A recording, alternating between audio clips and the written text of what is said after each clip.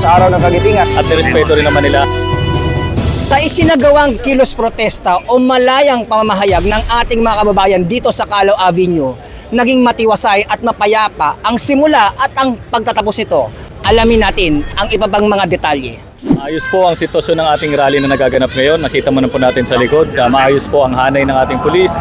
Wala naman pong nagpilit na mag-break-in. Sila po ay tumigil naman sa ating hanay. Nirespeto natin ang kanilang kalayaan sa pamamahayag at nirespeto rin naman nila ang ating obligasyon bilang pulis na pangalagaan ng katahimikan at kapayapaan dito sa ating lugar.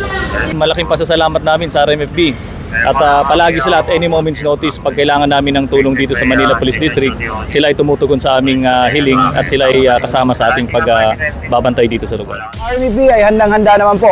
We're divided into 5 areas para i-maintain na ang katahimikan at kaayusan sa pagdadaos ng araw ng Kagitingan.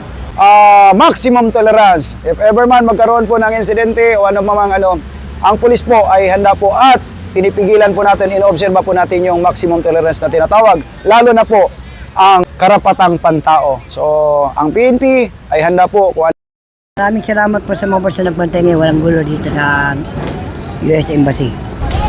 Mula po dito sa Calao Avenue, lungsod ng Maynila at sa ngalan po ng aming Regional Director ng NCRP o Police Major General Anthony Berin at sa aming pong Force Commander ng RMFB NCRP o Police Colonel Celso M. Rodriguez, kasama si Patrol Woman Tanggiak, Patrol Woman Lumabi.